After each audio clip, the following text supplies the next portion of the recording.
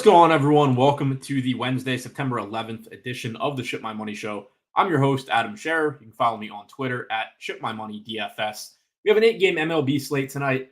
Sorry for the change in show. If you had started watching the other one, I started the stream and then messed something up and had to redo it. So now we're on this one. Hopefully you guys made your way over here. But 8-game MLB slate, pretty good size. I like the 6 to 10 game slates. You don't have a million different options, but you have enough that it's interesting.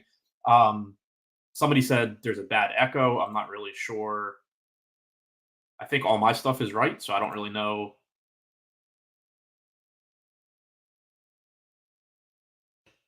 Is that any better? The person that said there was an echo. I'm not sure that there's a whole lot I can do about it. I don't have my regular mic. I'm not at my apartment, but this is the one that I've been using for the last couple of weeks, so it should sound at least similar to the last week or so. So gonna just roll with this. Everybody's saying it sounds okay, so that's cool. And 8-game slate. We are still missing some lineups, as you can see up here at the top. Also, a few of these I didn't have when I initially ran my lineup, so that'll mess things up a little bit, but should still be able to get a pretty good idea of the slate. Hopefully last night went well for y'all. It didn't go great for me, but I ended up not really having much Minnesota. Had them on the show, so hopefully you guys stuck with that. But going to walk through everything. Should be a pretty good show, I think. As always, going position by position. I'll walk through the stacks as well. If you have questions, throw them in chat. And as a reminder, if I'm not getting to somebody or a team that you like, it doesn't really mean a whole lot. Feel free to ask about it. There's a lot of different ways you can attack tournaments. You can name pretty much any team or player for the most part, and there's going to be at least some positive ROI plus EV lineups that you can make with them. So there's a lot of ways to attack tournaments. It doesn't mean if I'm not getting to somebody that you shouldn't be, but I would like to think at least that for the most part, the stuff I am getting to is one good way to attack it. So starting with the pitching as usual, and very, very aggressively getting to Hunter Brown here. He's a good pitcher. He's got a good matchup against Oakland as far as strikeouts go. This is a team that we know can do damage. They have power, 109 WRC plus against right-handed pitching, but they also rank third in strikeout percentage, right around 27%. Hunter Brown got off to a pretty slow start to the season. He's had a few blow-up games that pull his numbers down a little bit, but even with that in mind, about a 25% strikeout percentage, 3.59 xFIP for him on the season, less than one home run allowed per 9 innings. Very happy to get to him here. 9K is a pretty fair price tag. Field is at 40%. So he's popular, but as is usually the case for me, I don't mind rostering popular pitching all that much. There is still a lot of volatility in pitching, but it is more projectable than bats are. And you're also just talking about taking up one spot in your lineup as opposed to a stack that's taking up 50% of the spots in your lineup. So I do tend to prefer to be contrarian with bats. I generally am going to stick more to just the best projected pitchers. You are also typically going to get a bigger gap in projection for pitchers. Like with bats, obviously you're going to get a pretty big gap in projection from like the 6 hitter on some random team versus like Shohei Ohtani. But when you compare guys like, Ohtani, Betts, Devers, Henderson, Witt, De La Cruz, like top end hitters, their projections aren't going to be that different usually. And they do have essentially the same range of outcomes. And the same can be said for, your mid-price hitters, your value hitters, all of that. Whereas with pitching, you are generally just going to get a bigger gap in projection than you are with hitters, even, from compared to guys priced around them. For example, if you look at the projections here, I have a 21.4 DraftKings point projection on Hunter Brown. I have about a 17-point projection on Heel, who's $200 less. You're like never finding expensive hitters that project 4 or 5 points apart. So that's another reason why I am generally just going to end up with more popular pitching. Blake Snell, 30% for the field, 60% for me. Not the best matchup, but it is a good park. Milwaukee is a team that can do some damage, but Blake Snell also a very good pitcher. Since the start of last season, Milwaukee is 16th in K percentage against left-handed pitching, 104 WRC plus. So like I said, not the easiest matchup, but it is a park downgrade. Snell has a 32.7% strikeout percentage this season, 3.28 xFIP. Obviously, very, very good pitcher. So happy to get to him in a lot of lineups. Then everything drops off for me. I have a couple other guys that I'm getting to in Michael King and Zebby Matthews. King going up against the Mariners in Seattle. Really, really good park to pitch in, about as good as it gets. Great park for getting strikeouts as well. Also, a good strikeout matchup. Seattle's active roster with the highest K percentage against right handed pitching this season. Michael King gets strikeouts as well, 28% K percentage, 3.45 XFIP, right around the field on him. Field coming in at about 30%. I'm at 28. And then Zebby Matthews, I am a little bit over the field, but he is going to be popular as well. 17% projected ownership, only $5,800 in a favorable matchup against the Angels. The Angels' active roster against right-handed pitching ranks 28th in WRC plus. They are 9th in strikeout percentage. Zebby Matthews has made 5 major league starts this year, 22 innings pitched. He has a 21% strikeout percentage in those starts. He made 4 starts at AAA, struck out 28% of hitters. Going forward, he projects for around a 20% strikeout percentage rest of season. But also, if he were to face this Angels team every day for the rest of the season, he would probably project somewhere closer to like 22% or something like that. So very happy to get to him at that price tag. I'm not really getting to the rest of the pitchers, and this is a perfect example of a situation where none of these guys are bad plays. They're just kind of getting squeezed out for me because I am prioritizing these 4 so much. But you have Luis Gil, tough strikeout matchup against KC, but it is a little bit better since they're outside of Kauffman Stadium. Cole Reagans, tough matchup against the Yankees, getting 16% ownership at 9,300. I just have a big enough projection gap between Hunter Brown and Blake Snell and Michael King compared to Reagans that I think that ownership is worth taking on. And so it's just still pushing me that direction, which I am perfectly fine with. But it goes without saying that Cole Reagans does still have upside here. Luis Gil does still have upside here. 27.7% K percentage for Gil this season. Cole Reagans coming in with a 29.6% K percentage. So obviously getting to those guys is fine. But for me, I am kind of just sacrificing them, giving them up to get to more of Snell and Brown and King. Luis Gil returned last start through 89 pitches, so shouldn't have any workload related concerns about him. But again, just a tough strikeout matchup against Kansas City. Nick Pivetta, another one, getting 10% ownership. Really, really tough matchup for him against Baltimore, a team that has a lot of power, but they do strike out a decent amount, especially this version of their lineup. Early in the year, they were a pretty bad matchup as far as giving up production or getting strikeouts. There are more strikeouts now. Jackson Holliday is in the lineup. He'll strike out. Rivera will strike out. The bottom of this order has some Ks in it, but overall still a pretty dangerous lineup, especially 1 through 6 with Henderson, Mullins, Santander, O'Hearn, Rutschman, and Cowser. They have been slumping for a while, but still a lot of talent in this lineup. Pivetta is a good strikeout pitcher, though. 28.5% K percentage this year, 3.65 xFIP. Very boom or bust type pitcher. A lot of strikeouts, a lot of home runs and power allowed. For me, I am just not really getting to him. I would hope that I'm getting to the Baltimore side. This is the kind of spot where I wouldn't have been surprised if I were actually getting like over the field on Pivetta and over the field on the Orioles. He is the type of pitcher like Arrighetti last night, where I don't mind really attacking both sides of that because there is just so much upside in both sides. But at least right now on this particular slate, that's not the route that I'm taking. Dean Kramer showing up in a couple lineups for me. 7% projected ownership at 6,500. It's not a good matchup. It's not a good park to pitch in. There are some strikeouts. Boston ranks 11th in K percentage against right-handed pitching this season, but they do also have the second highest WRC plus. If you're going to Kramer here, I think it's mostly probably using him as like a Zebby Matthews pivot, where if you have a popular stack and you need a cheap pitcher, but you don't want to take on 17% ownership for Matthews at 5,800, maybe in that lineup, you pivot to Dean Kramer, who's not a terrible pitcher, and just hope that you get a good start from him. But he's not somebody that I would want to build around, assuming that I've already taken care of the ownership issues elsewhere in my lineup. I would prefer getting to Matthews. I have him projected a few points higher. He's cheaper. So, certainly a better matchup, which is factored into the projection. So Kramer is a pivot, but not one that I'm getting to all that often. Moving over to the stacks, but before I do that, I will try and catch up on chat real quick to make sure there's no questions in there that I missed or haven't seen.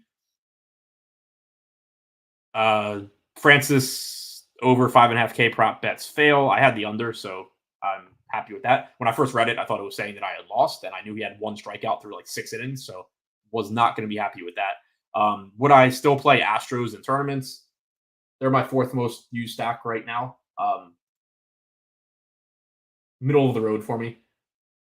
I think that they're fine. Like, there's never in large field tournaments, there's pretty much never going to be a team that I just flat out say like, no, I wouldn't play them. It's more a question of like, am I getting to them as opposed to would I tell you you shouldn't? Just like I was saying at the top of the show, it's you can pick any offense on a slate and make lineups that project to making money. Obviously, some offenses are going to have more lineups that you can do that with, and that's generally the teams that's going to show up, towards the top for me. But yeah, I think that Houston looks fine here. 5+ implied run total. There's nothing wrong with that. Henderson, Mullins, Santander, and expensive O's catcher in my dumpster fire pitcher lineup. Yeah, the problem is with the way the O's have been hitting. That's probably actually a dumpster fire hitter lineup too. But my bias against my favorite team aside, certainly a lot of upside there. Mr. Shadow Dog, do you build lineups at the end for us to play? No, I don't. Eddie said, is it normal to be doing this for 5+ years and just sucking, or should I quit? I mean, yeah, kind of. Like, doing it for 5 years doesn't say anything about how much, time and effort and stuff you've put into getting good at it. But also the game has gotten a lot harder over those 5 years. I mean, you're talking about going back to 2019, DFS was a hell of a lot easier to beat. And like 2019 DFS was hard compared to 2015, 2016 DFS. When I first decided to start taking it seriously, it got a lot harder, and it's only gotten harder since then. So, I think the more time that goes on, the better people get at DFS, the less that you should like beat yourself up if you're not winning anymore. And there are just gonna be more people year over year that should be saying, okay, I used to like consistently beat this. Now it's more of a hobby, and maybe I'll get lucky and have a good year. That number is just always going to increase as fields get harder. But yeah, I mean, it depends too. If you've just been like casually playing DFS for 5 years, I wouldn't expect you to suddenly start winning because you're probably, if you're playing it casually, like you're probably not making gains at the same rate that the best players that you're playing against are. So really all depends on how hard you've been working at it. But also, again, the game's just gotten a lot more difficult too. So wouldn't beat yourself up, regardless of how long you've been playing. If it's getting harder to win, I think it's getting harder for most people to win. So looking at stacks here, the Angels coming in at the top for me. Park downgrade for them. Don't love going into Minnesota, but I do understand why they're showing up, because you do have Zeddy Matthews, who, like I said, has made a handful of starts at the major league level. He's getting 15 to 20% ownership on this slate because of how cheap he is. He's not a bad pitcher. He doesn't project to be bad, but he's not the type of pitcher that you're just like blindly shying away from either. Projects to have around a 4 FIP over the rest of the season, about a 20% strikeout percentage, like I said before. I think it's more likely that he has success than that the Angels have success, but that's also the case pretty much for any pitcher and any offense, because hitting is just really, really, really hard. But the payoffs when you win, when the Angels do well, do make it worth taking on some of that risk, even though they are relatively unlikely to succeed. They are an affordable offense. So I was talking about a lot yesterday. That's something that really, I think, doesn't get touched on enough, is in MLB DFS tournaments, you're not necessarily trying to play the team that scores the most runs. You're trying to play the team that A, hits the most home runs and steals the most bases, but also does it at the most efficient salaries, because how much salary you have to allocate to your stack plays such a big role in the overall upside of your lineup, because it affects the pitching you can get. It affects the offenses that you can get. For example, again, not that I think it's a bad idea or anything, but going back to the example in chat about paying up for the O's hitters and paying down for pitching, that's fine. Like, obviously it can win. The Orioles can hit a bunch of home runs off Pavetta. But if the Orioles come through and hit a bunch of home runs, you still have this lineup where you're like, okay, now I need whatever shitty pitchers I have, whatever one-offs that have no power. I need them to just have like miraculously good games that they're going to do once or twice a season. Whereas a team like the Angels has a good game. Not only are those 15 to 20% of lineups that have Matthews dead, but you're looking at, the Shohei Ohtani, Mookie Betts, Cody Bellinger, just, naming good hitters, not necessarily, guys that I like on the slate. You're looking at them and saying like, oh, cool, I just need this guy that does well like every other day to do well. So that's the thing that I think kind of gets slept on a little bit is, yeah, it's ugly playing the Angels and they're not super likely to succeed, but not only are they low owned and do they negatively correlate, you're just going to have studs everywhere else in your lineup if they do well. And within any given DFS lineup, if you're looking at your stack, you're basically just saying, okay, if I assume this stack does well, what's it look like? Because obviously if your stack doesn't do well, that lineup's just dead. It doesn't matter what else you have in it. So kind of thinking of it in those terms helps explain why sometimes you'll get these bad teams showing up at the top, like the Angels. Minnesota on the other side, happier to get to that one for sure. They are reasonably priced as well, just like they were yesterday. Edward Julian leading off at 2,900, Matt Wallner 4K, Carlos Santana batting third at 3,600, Larnach is free batting cleanup at 3,200. Royce Lewis is back in the lineup, so it gets even better. He is 5K, but fully worth it. Willie Castro, Brooks Lee, these guys are all cheap with the exception of Lewis, and he gives you just tons and tons of upside. So I do like the Twins a lot. They're facing Jack Kohanowitz, who I do not think is very good. His only redeeming quality is that he is good at getting ground balls, and obviously that does suck as far as hitting home runs. But pitchers like this just don't have a big margin for error, and I'm always willing to take my chances against them, especially when the opposing team is cheap and has power. Kohanowitz, limited sample, but he has a 5.5% strikeout percentage on 301 pitches thrown to left-handed hitters this year. Only a 158 expected ISO because of his ability to keep the ball on the ground, but still a 385 expected WOBA. You're still, you need him to have a worse game than usual as far as locating and not having the hitters pound the ball into the ground. But there's just so much upside there when he's going to allow you to put the ball in play. So far in the majors this year, a 57.7% ground ball percentage. At Double-A, it was 62.3%. So again, when he's on, it's going to be a really frustrating stack to have because you're going to be watching this guy pitch. He's not getting any strikeouts. He looks like somebody that you could probably have a good at bat against, and you haven't played baseball in 20 years or whatever.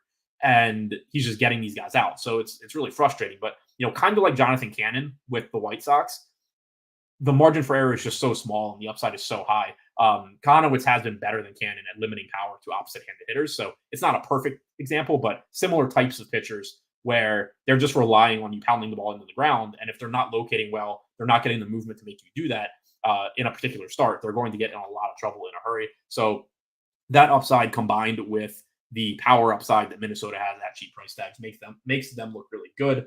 I'm curious if I'm getting them more as mini stacks or 5-mans. The answer is both. So Angels and Minnesota, both showing up often as 5-mans, both showing up often as 4-mans and 3-mans and 2-mans. So it's not quite like yesterday where I think it was like Cleveland and Minnesota were in a lot of 2-mans and 3-mans for me, but not as many 5-mans. Here they are just showing up a lot in a bunch of different stack types. Boston coming in third, going up against Dean Kramer, another team with a high implied run total. Decent matchup here against Kramer in Fenway Park. Never going to be upset about taking bats in Fenway Park because of the home run upside that comes with it. 183 expected ISO allowed to lefties for Kramer this year, 206 to righties. So he has given up some power. He does have decent strikeout stuff, 22% K percentage for the year, but plenty of upside here for the Red Sox. The top of the order is expensive with Duran at 6K, Devers at 5,700, O'Neill batting cleanup at 5,400, but the rest of it's pretty affordable. The most expensive hitter other than those three is Tristan Casas at 4,400, batting seventh, Willie Abreu, 4,100, batting third. So overall, I think it's a stack that you can do a lot of different things with. You can use value guys and maybe not get all of Duran, Devers, O'Neill if you need to do that in a particular lineup. If you are paying down for like Zebby Matthews, there's not going to be much preventing you from getting to those good hitters. So there's a lot of different ways that you can handle the Red Sox and make good lineups with them. Then we get to Houston, Baltimore, St. Louis, all showing up like 10 to 16% for me. Somebody had asked about Houston already earlier, but relatively high implied run total for them. Going up against Joey Estes, 236 expected ISO allowed to lefties, 192 to righties this year. I haven't looked yet to see who specifically on Houston I'm getting to, but I would certainly hope that it is $5,900 Yordan Alvarez in this matchup. You have a very cheap Jonathan Singleton hitting fifth at 2,800. That gives you some value. You have another value left-handed bat batting seventh in Ben Gamel. He doesn't give you a lot of power upside, but he is cheap if you happen to need it. And then you have the righties with Altuve, Diaz, Bregman, Pena, all pretty reasonably priced given their skill sets. And Estes does give up some power to lefties as well. So, they look good. Baltimore, I'd mentioned before that I was hoping I'd be getting to them. Pivetta gets a lot of strikeouts, also gives up a lot of power. And this is a park where it's tough to prevent power anyway. 189 expected ISO to lefties this year, 210 to righties. I don't really care which side of the plate they're hitting from. Just whatever bats in the Orioles lineup I get to, I'm going to be pretty happy with because of the power upside, even though it is a relatively difficult matchup against a good pitcher. St. Louis going up against Cincinnati in St. Louis. Not a park that I like rostering hitters in all that much this time of year. Ball doesn't carry as well as it did over the summer. It's more difficult to hit home runs, but they are facing Brandon Williamson, who hasn't pitched much this year, coming back from injury. Didn't pitch last year. Going back to 2022, a 190 expected ISO allowed to right-handed hitters, 133 to left-handed hitters. The Cardinals are affordable. They are getting older, so they're not as good as these guys were in their prime, but 4K for Goldie, 3,800 for Arenado. You have Luken Baker batting second at 3K. I do think he presents a little bit of a stacking problem because the two hitter here is 3K, first base only on DraftKings. Your cleanup hitter is Goldschmidt, who's also first base only. So that is a downside to St. Louis. And I'm still getting them as 5-man stacks a decent amount, but that is a negative here in addition to the park. But I do think the matchup is pretty decent for upside. And then just kind of rounding things out, getting a little bit of pretty much everybody else. But those are the teams I'm prioritizing overall. As far as 5-mans go, pretty much the same teams, Angels and Twins up at the top. So going position by position, usually going to be pretty heavy on whichever stacks I was getting to, but we can also see if anybody individually is standing out. Matt Tice at the top here, batting 6th at 3K, going up against Matthews. Not the best hitter in the world, but right now at least only projected for about 6% ownership. You get the negative correlation. You get him looking good. This is a spot with the Angels similar to the one with the A's yesterday, where just from what I'm seeing in my lineups on this show right now, I do think I'm probably going to end up bumping ownership projections on them just because I think you're having the same issue I'm having the same issue I was yesterday, where they're probably a little bit under projected. And then anybody that has a similar process to me that plays DFS like me is going to be getting to them, and it's going to drive up their ownership to, where instead of being 6%, Tice is like 10%. We did see that happen with the A's yesterday also, where I think Jack Wilson came in at like 11% in the $100 tournament. I think that Brent Rooker was like 9, Shea Langeliers was 12. And these were all guys that, when I did my show, were projected around like 5-6% ownership. So that is one thing that's difficult right now I think it's just an adjustment that people have to make, is that there's a whole new layer kind of to projecting ownership because contest sims have become publicly available and more popular over the last year. So you kind of have to factor what is going to pop out of contest sims into who's going to be popular. So I do think I probably end up with less of the Angels than I have right now because I bumped their ownership, but I probably do still end up over the field. I do think they still make sense. That is a good price tag on Tice. Connor Wong, 3,900, first base and catcher eligible. Certainly prefer rostering him at catcher if you can. It's just a position with less opportunity cost than first base. Typically, you're just going to have a lot better hitting options at first base. So Connor Wong going up against Kramer makes sense to me. Diaz right around the field, a little bit above it, going up against Estes. Tyler Raleigh, Patrick Bailey, Will Smith, Adley Rutschman, just all solid catching options, solid hitters at the position. Will Smith is the only one really getting ownership at 15%. So I am below the field right now on Will Smith. I'm going to go ahead and guess that I'm below the field on most of the Dodgers, just based on the fact that I didn't mention the Dodgers when I was talking about stacks, and I can see in front of me that I'm below the field on Smith. But again, nothing wrong with him. Just you have all these other catchers that do have power upside. Raleigh, Rutschman in particular, Diaz has power, Wong has some power, and they're all 10% or less owned. Will Smith getting 1.5 times the ownership. I don't mind just pivoting to any grouping of those guys. Other than Smith, field getting to Ryan Jeffers a lot at 18%. He's not in the lineup, so that's one where that lineup came out after I ran everything. So he can be ignored. You have Christian Vasquez in there. So that is one spot for the Minnesota stack that is a little bit less appealing than yesterday. Jeffers is somebody that does hit for power. Vasquez hits for less power. So when you have Jeffers in the lineup, it just does drive those stacks a little bit more. Anytime you have a catcher that can hit, just like I was talking about yesterday, like the ideal stack has a catcher, a second baseman, a third baseman, a shortstop that has power, and then just lets you like one off 2 outfielders and a first baseman. That's like the dream 5-man stack. So not having Jeffers does make the Twins a little bit less appealing, but I still like all those other guys, that are in that lineup. Moving over to first base, Carlos Santana showing up a ton, Nolan Schanuel showing up a ton. Santana's getting some ownership. I'm well above the field. Just a good value. Does have some power upside. Good spot in the order. So should get plenty of at-bats batting third. Switch hitter. Don't have to worry about being pinch hit for or then bringing in a lefty that he has to face. It doesn't matter. Nolan Schanuel, Same thing. He's projected for 4% ownership right now. My guess is he ends up around like 7 or 8, but I'm still probably going to end up over the field on him. He is one of the better hitters in the Angels lineup. They don't have a lot of good hitters, but Sean Newell can do damage. He is cheap. He's in a good spot in the order, batting third. If you're going to go to the Angels, Taylor Ward, Zach Neto, Nolan Sean Newell, these guys can all do damage. Mickey Moniak's not bad. Brendan Drury sucks, but for whatever reason, they keep batting him cleanup. So you get a second baseman that is 2,500 batting cleanup. So if you're going to the Angels, getting to the top part of the order is where you want to be because none of them are likely to be that popular. Just getting to the Angels makes you contrarian. You don't need to then do a lot of oh, okay, well, I'm on the Angels. Now let me find the lowest owned hitters on the Angels because, then you're just playing really bad hitters pretty quickly. So I would expect to see Sean Newell showing up a lot. Nico Cavadas, 2,400. So this is another stacking issue where you have 2 first base only guys in the Angels lineup. Sean Newell is the priority, but if you're playing a bunch of lineups and playing a lot of Angels, mixing in Nico Cavadas makes sense as well. Paul Goldschmidt, my other first baseman at double-digit exposure. For the field, again, Jose Miranda not in the lineup, but he was when I put all the data in. Shohei Ohtani, 15% projected ownership. I only have him 1% at first base. Hopefully I have him more in the outfield. If I don't, it is what it is, but clearly not having Ohtani is never a good feeling going into a slate. He just does too much, too well, too much home run power, too much stolen base upside. So that is a scary guy not to have if I don't have him, but we'll see when we get to the outfield. Goldschmidt, I'm around the field. Santana over the field. I don't have any Connor Wong at first base. So like I was saying, probably you want to be playing him at catcher if you can, just because the position is weaker. Below the field on Freeman, which isn't too surprising. Below the field on John Singleton, I'm a little surprised by that just because he is so cheap and because I was getting to the Astros a bit. I thought that I would have him in this spot.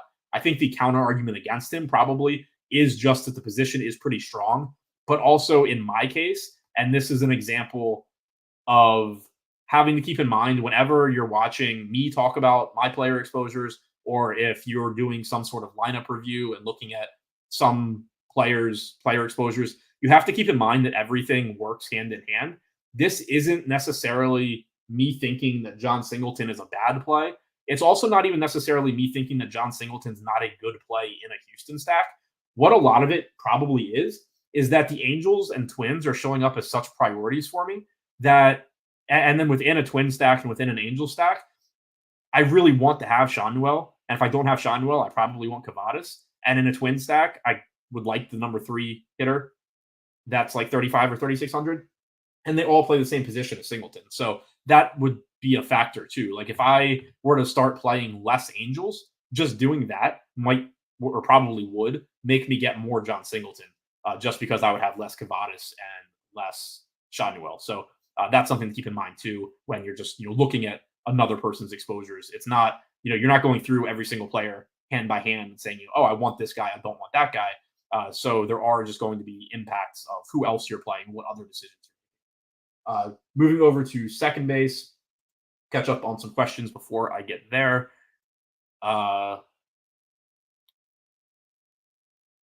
Something about poker, which I do miss playing poker. I don't enjoy it as much anymore, but I used to love it. Definitely, I liked poker more than I liked DFS, like back when I was playing poker. How do I feel about Matthews and King for single entry? Yeah, I think that's perfectly fine. They're 2 of the 4 pitchers I'm playing a lot of. I think that makes a lot of sense.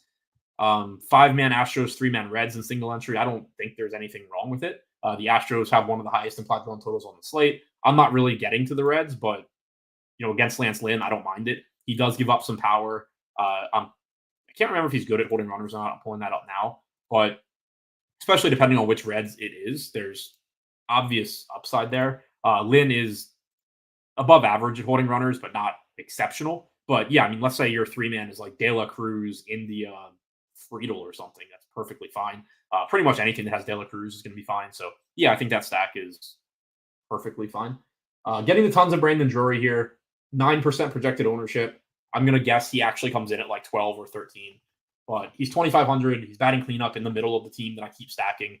He's not very good at baseball anymore, but he's cheap. He's batting cleanup. He correlates with the other guys that I'm playing. Second base isn't the strongest position either, so there is less opportunity cost. He's not somebody that I would really want a ton of as a one-off, I don't think. But if I'm mini stacking the Angels or full stacking the Angels, I do think that they make sense. Edward Julian, 18% ownership. I'm getting 29.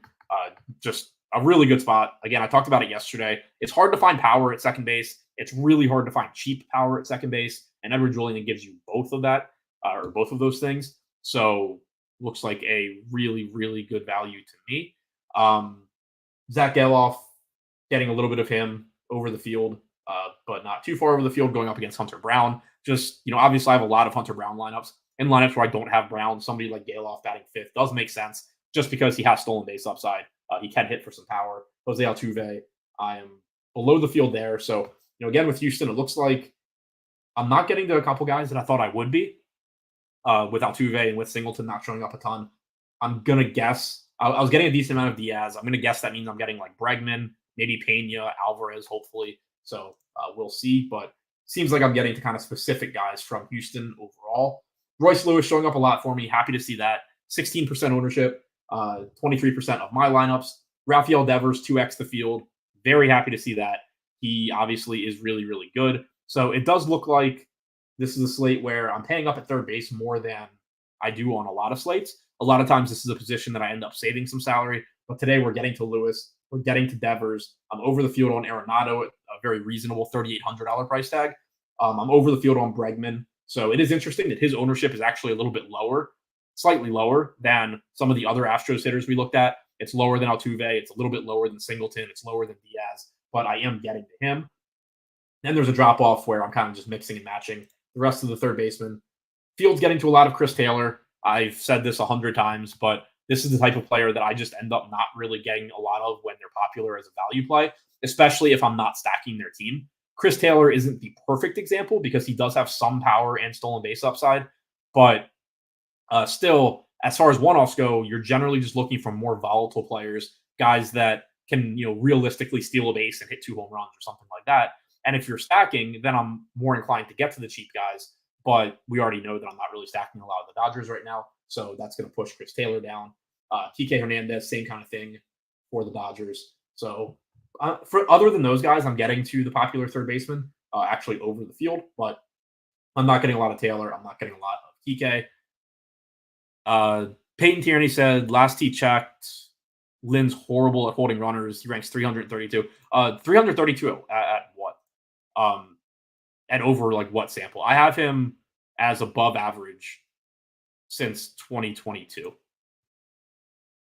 I'm pulling up the actual. I was looking at my spreadsheet, but I'm pulling up the actual sheet that I use for that. Since 2022, 255 innings pitched for Lance Lynn, 11 stolen bases, 7 caught stealing.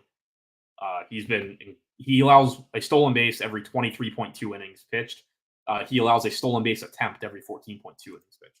So unless the number I'm looking at is wrong. Okay, so you said he's allowed 14 stolen bases this year, which makes me think that the site I'm looking at just didn't update correctly. So pulling up Fangraphs now, and yeah, you're right. 13 stolen bases this year. So I don't know what. I'm glad you pointed that out because the site that I pull my data from for stolen bases has him allowing 11 in the last 255 innings pitched. So yeah, thanks for that. This season he has allowed 14 stolen bases, like you said, or 13. He allowed 7 last year, 1 the year before. So he's allowed almost twice as many stolen bases this year as he had in the past. He'd only had 1 season in the past that he'd allowed double-digit stolen bases. So it might be a catcher issue in St. Louis, which, either way, it doesn't matter, like, if you're running on the catcher. So that is interesting. Good to know. And I'm guessing that this data didn't actually update, even though it says that it's updated. So, yeah, thanks for that. It does look like a better stolen base spot for the Reds than I thought it was. So moving over to shortstop, Tommy Edman getting a lot of ownership. I'm not really there. Same kind of thing as before, not getting to the Dodgers, not going to be one-offing Tommy Edman a lot. Did hit 2 home runs yesterday. Hopefully doesn't do it again today. Willie Castro, 18% projected ownership. Not getting a lot of him at shortstop, maybe getting more in the outfield. I would expect that I'm getting a little bit more just because I am getting to the Twins, and there's no real reason that I wouldn't want Willie Castro. My projection on him might be a little bit low just because I didn't have him necessarily hitting sixth when this show started. But uh, I think he looks pretty good. Field's getting to Brooks Lee. I'm a little bit below the field there. As far as guys I am getting to, not surprisingly, I'm getting to Zach Neto. I like that I'm getting to Gunnar a lot. Only 6% ownership. Gives you, some stolen base upside, tons and tons of power upside going up against Pivetta. If I'm going to go to the Orioles, if I'm going to have some Orioles stacks, Gunnar is obviously a guy that I would like in them. Also, because of the pricing of the Orioles, it could be that I'm getting some Orioles mini stacks more so than five-mans. Only a few Orioles five-mans, but like 8 2-mans out of 150, 6 3-mans. So the Orioles do look like a team that I'm mini stacking more than five-man stacking, which makes sense for a couple of reasons. One is that they are pretty expensive at the top of the lineup. The other is that Nick Pivetta is a good pitcher, and there is a pretty high chance that he overall has a good start. Doesn't get blown up, but does give up, 2-3 home runs. And if you can just grab those without having all of the other guys that are in the offense that don't do anything, then obviously you're in a really good spot. So there's a couple of reasons that I would like O's mini stacks here more than five-mans. Gunnar is obviously somebody I would like in those. Mason Wynn leading off at 3,900 looks fine. Dansby Swanson right around the field on him. I'm not too far below the field on De La Cruz. That's the first Reds player that I've mentioned, but clearly getting to him is going to be pretty appealing. Already talked about the guys at the top. And so rounding things out with the outfield, where I am still not getting to Tommy Edman. A lot of Matt Wallner. I like that one. 16% projected ownership. I'm above it. Mickey Moniak, again, going to the Angels. Probably should be playing Mickey Moniak. Yordan Alvarez, even with the field. Glad to see he's one of the Astros that I'm getting to. It goes without saying, but rostering Yordan Alvarez anytime is good. Rostering him in this spot looks better than good. Cedric Mullins coming off the 2-home run game yesterday. You're obviously not expecting that again, but he is only 4,500, batting second once again for the O's in Fenway Park. I'm around 2x the field there. Trevor Larnach, Taylor Ward, those guys both, pretty self-explanatory based on the stacks that I'm getting to. Mike Yastrzemski showing up 13% for me. I hadn't mentioned anybody else from the Giants, but he is projected to lead off. He is getting about 11% ownership going up against Colin Rea. This is a pitcher that doesn't get a ton of strikeouts. Lefties have a 201 expected ISO and a 360 expected WOBA against him this year. So it's not a good park for hitting home runs, but Yastrzemski is really, really cheap. Jordan Adams, batting ninth, 2K flat. He's on the Angels, so in 150 lineups, I'm mixing him in. If I were playing an Angel stack in like single entry or 3-max, I don't think Jordan Adams is making the cut for me, or at least I would hope not. Jaron Duran, if you can find the salary, great. Same goes for Santander. 3x the field on him. I like that quite a bit. As far as who the field is getting to, that I'm not. We talked about Castro. So combined, I'm around like 12, 13% on Castro. A little bit lower than the field, but still getting there. Jake said that the Giants lineup came out and Yaz is hitting second. Yeah, same general idea. Shohei Ohtani, again, I'm just not really getting to, which is terrifying, but it is what it is. Not getting to Andy Pagas, who is a lot less scary to not be getting to than Shohei Ohtani. Mookie Betts, more so on the Shohei Ohtani page. But you can see here that I'm mostly just not getting to the Dodgers against Jordan Wicks. If you want to play the Dodgers, great. But again, it also just comes back to like the teams that I'm making. I'm prioritizing getting to Minnesota. I'm probably not going to want a lot of like Minnesota plus Dodgers stacks because of the ownership that would include for both sides. So if I were playing less Minnesota, I probably would be playing more of the Dodgers. The Dodgers don't offer the same sort of value, at least in the guys that I want. And I think that's a really big thing, like a big thing to point out. When you talk about the Twins, the guys that I want from this lineup are cheap for the most part, with Julian, Wallner, Larnach, etc. The Dodgers have some cheap bats, but it's guys like Tommy Edman, Chris Taylor, Kike Hernandez, Andy Pages. It's not the guys that I actually want, like Betts, Freeman, Ohtani. So I'm either stacking the Dodgers that I want and having to make sacrifices throughout the rest of my lineup, or I'm stacking a bunch of guys at pretty high ownership just because their team says Dodgers, but they're not the actual guys that are likely to do a ton of damage for the Dodgers. So that's a big distinction, I think. Even though you can make Dodgers value stacks, the value guys from the Dodgers are not giving you the same sort of power upside as the value guys from the Twins, just because their best hitters are still value guys. So I think that's probably one thing that's really driving me to get Twins over the Dodgers when we talk about popular teams. But again, if you can find lineups that you like with the Dodgers, perfectly fine. Wicks is not a bad pitcher. Limited sample this year, 151 expected ISO to righties, 100 to lefties. So I do at least feel a little bit better that I'm not like fading the Dodgers against somebody horrible, but it is still the Dodgers in Dodger Stadium. If you want to play them, it is obviously a good spot, just not one that I am getting to. Drop Roses said any pinch hit risk for the Twins or the Angels. Let me pull up bullpens. I had actually started to do that earlier and then got sidetracked. So for the Twins, you have them going up against the righty in Conowit. So you're going to be looking for left-handed relievers. They have 3 of them in their bullpen. 2 of them are definitely available today. One of them might be. Jose Suarez threw 49 pitches on Monday. He didn't pitch yesterday. I don't know if he'll be available today. He's their long guy. 2 guys that they usually use the back end of their bullpen are left-handed. I like that it's back end guys because it's less likely that they're going to come in like the 5th inning and force your lefties out of the lineup. If you get to a pinch hit situation in like the 8th inning, there's a pretty good chance that, it's a 4-3 game and your stack probably didn't do well anyway. So the short answer for is there Twins pinch hit risk is yes, but not a ton of it. Not enough that I'm overly concerned about it. Like the Twins in particular like to pitch hit. So there are some games where I look and it's just like, I can't play this team because I know they're going to pitch it so early. I don't necessarily see it that way in this one. And then on the other side for the Angels, Zebby Matthews, the righty. So you're looking for lefties in the Twins bullpen. They only have one lefty in their bullpen, Caleb Thielbar. He is available. As far as guys that would be getting pinch hit for, Mickey Moniak has some pinch hit risk, but he is also like a Gold Glove center fielder. So chances are, if Mickey Moniak gets pinch hit for, it is probably a game where either the Angels are behind or it's, like a 4-3 game in the 8th inning or something. So both of those situations are a little bit less concerning for me. If the Angels are behind, obviously the chances are pretty high that they just haven't scored a lot of runs anyway. And if the game is competitive late, then again, there's a pretty good chance they just haven't scored a lot of runs anyway. If they're playing from ahead, you probably don't pinch hit for Mickey Moniak. He's too good with his glove, and you're just trying to save runs at that point. Matt Tice, maybe, but he is catching. And so, you could just bring in Logan O'Hoppe, but usually if your starting catcher isn't catching, you like to just give them that day off, at least until the 8th or 9th inning to save their legs and get them an actual day off since it's a physically demanding position.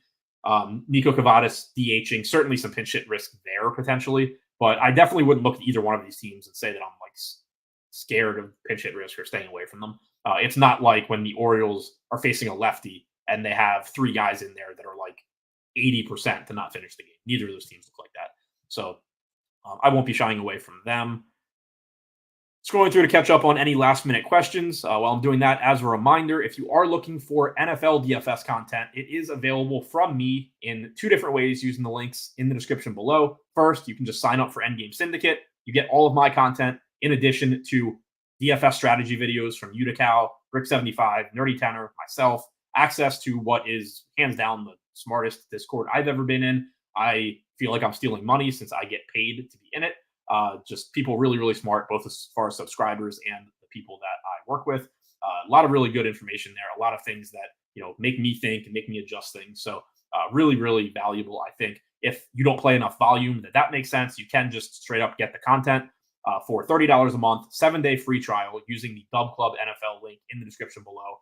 That is my projections, optimal percentages, game-by-game notes. I just earlier this morning or late last night, I don't remember which one it was, posted all of my team-by-team week 1 notes, things that I saw or I thought were interesting, important from 1. So all that stuff is posted or coming. You can get access to it using the links in the description below. Highly recommend Endgame Syndicate if it makes sense for your DFS volume. Don't see too many questions. Jake said probably a Wilson Contreras problem as far as Lynn. Yeah, that would make sense because he has been good at preventing stolen bases in the past. Cruz plus 125 stolen base prop. I don't have a stolen base projection in front of me, but somebody like Cruz, at least if he gets on base, he's very likely to try. 400 left over in cash. Is that good? I mean, it's fine. Just see if you can improve anything. If you can't, I would worry about it a lot less in baseball than in other sports. What 4 bats would I take from the Dodgers? I mean, whatever fits. As I said, I'm not really getting to the Dodgers personally. And obviously the ones I would prefer are Shohei Ohtani, Mookie Betts, Freddie Freeman, and Will Smith. but it's hard to make good lineups around them. So it's really just whatever fits. Home run pick, I'll go with Matt Wallner against Kahanowitz. I do really like his power upside. I like the matchup. I like all of that. So Matt Wallner is my home run pick. Baltimore stack and single entry. Yeah, I mean, I think it's fine. Like I said, I do prefer shorter, like mini Baltimore stacks to 5-mans for the reasons that I said, but no problems with it. That looks like all the questions. Thanks again for checking out the show. Don't forget the thumbs up button. Subscribe to the channel. We do have more video content coming out with it being NFL season. Speaking of which, I will also be live tomorrow at, I think, noon Eastern with Neil Orfield talking about tomorrow night's NFL Showdown game. So check that out. But mostly just turn on the subscription button to the channel. And thanks for checking out the show. I'll be back here again tomorrow talking about baseball at the same time. Thanks again.